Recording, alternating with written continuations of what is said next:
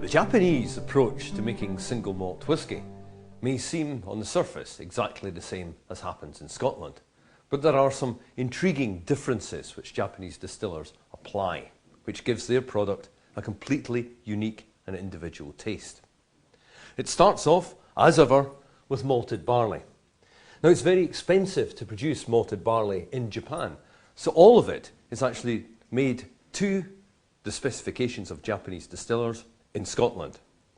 Different levels of peating are used: unpeated, medium peated, and heavily peated as well. It's important to note at this stage that many Japanese distilleries are set up to produce more than one style of whisky. This goes back to the origins of Japanese whisky. It starts off with blending, and if you've only got one distillery, you need to produce more than one style of whisky to make your blends more complex. Additionally, unlike in Scotland, where distillers exchange stock to add complexity to their own blends, in Japan, each distiller is self-sufficient. They don't exchange stock. They have to produce all their requirements, all the flavours themselves. So each distillery, or the majority of them, are set up to produce lots of different styles. Hence, the use of 3 different types of barley in distilleries such as Yoichi up in Hokkaido, Hakushu in the island of Honshu, and Yamazaki, and indeed Miyagi-kyo, just outside the city of Sendai. The malt arrives at the distillery. It is ground up into grist and then added into the mash tun. So far, exactly the same as in Scotland. But here is one of the major differences between Scotch and Japanese whisky. In Scotland, there are 2 ways of extracting the wort, that sweet sugary liquid, from the mash tun.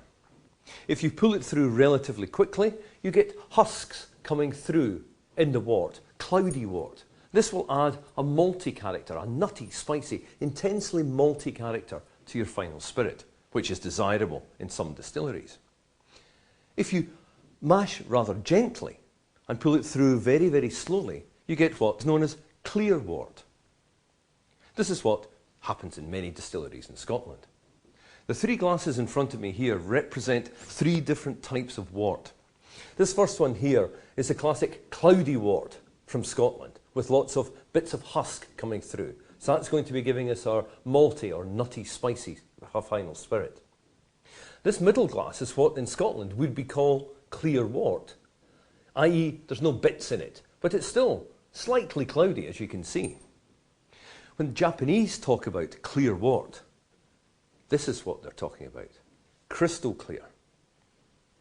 The result of having crystal clear wort is that in Japanese whisky, you don't get any malty character coming through. It's not immediately obvious until you actually compare a single malt Scotch and a single malt Japanese whisky. And suddenly you realise that the cereal note, which is underlying all Scottish single malt, simply isn't there in Japanese. This is one reason why Japanese whisky has this transparency of aroma. If you think of Scotch single malt as being like a Scottish burn, water tumbling over the rocks, all these flavours, you can't really see where they're all coming from. It's a big complex mass of flavour. Japanese single malt is clear, like a still pond, so you can see straight through into everything that is existing within that pond. The starting point, the decision point, is this crystal clear wort. How do they get it? There's various techniques. They can filter perhaps, or once they've taken that first water off the bottom of the mash tun, they take it back up and put it back on top of the mash tun and filter it out again, therefore reducing or eliminating any cereal notes which are coming through. A major difference between Scotch and Japanese single malt.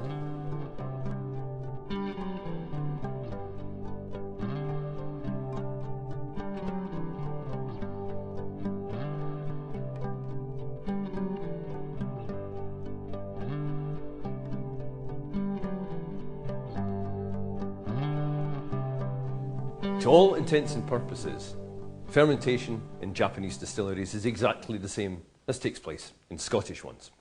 However, once again, there's another decision point, and a decision which is taken differently in Japan than it is in Scotland, and that is the use of yeast.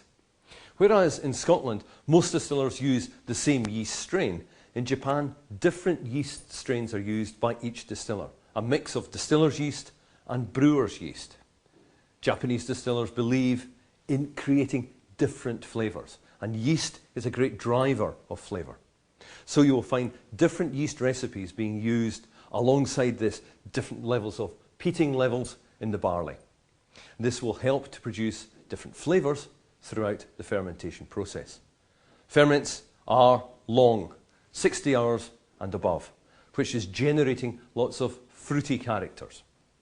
Complexity is getting built in at this stage. Distillation is completely different as well. Okay, they all use pot stills, but the setup is different. Let's compare what happens in the distilleries owned by Suntory, which is Yamazaki and Hakushu, and Nikka, the other big producer. Its distilleries Yoichi in the island of Hokkaido and Miyagi-kyo. You walk into the still house at either Hakushu or Yamazaki and your jaw drops, because instead of, as in Scotland, where you have nice pairs of stills of roughly the same shape, every single still is a different shape. All the wash stills are different shapes. All the spirit stills are different shapes. There's big ones, small ones, fat ones, thin ones. There's some which are direct heated, some heated with steam coils. There's condensing shell in tubes. There is worm tubs as well. One look at it, and after your stunned reaction, you realise, wow, what a fantastic flavour playground this is.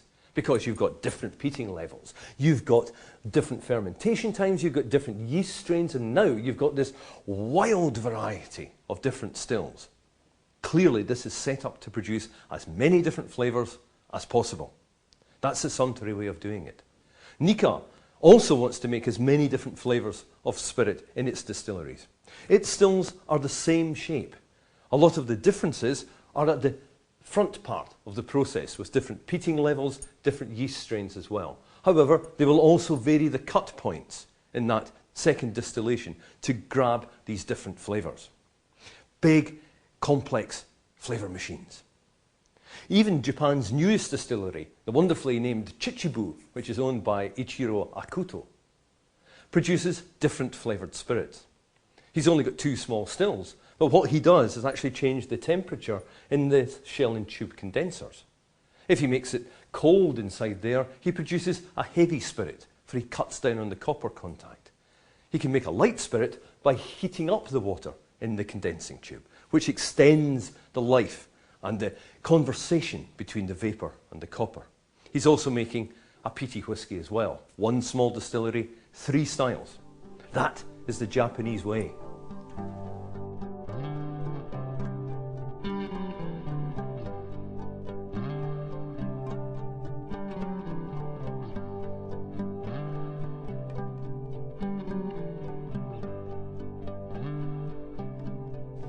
Japanese distillers use essentially the same type of casks as are used in Scotland and Ireland. Ex-bourbon barrels made from American oak, which gives us the aromas of vanilla, coconut, spice, etc. They also use ex-sherry casks made from Quercus robur, European oak, which gives us our characteristic notes of dried fruit, clove, perhaps some walnut notes as well. And a mix of first fill casks and refill casks, and also some new wood, is used by Japanese distillers. They have, however, one other trick up their sleeve. As well as Quercus alba and Quercus robur, they use Quercus mongolica, which is Japanese oak. I first came across Japanese oak on my very first trip to that country, to the Yamazaki distillery, my first day in Japan, in fact. And a glass of whisky was presented to me. "What do you think that smells of, Dave-san?" they said. I put my nose in it and I went, well, it's familiar, but it's completely different. It's much more heightened. It's much more intense.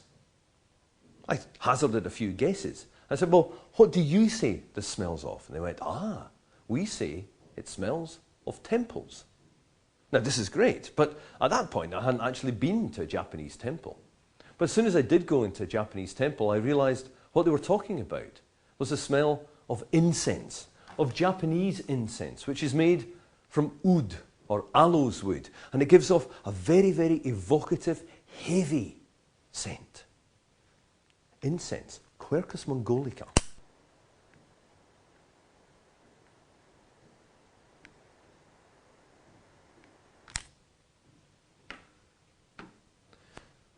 The smell of temples, the smell of Quercus mongolica, Japanese oak, and this is one way that Japanese whiskey makers make their spirit unique and different.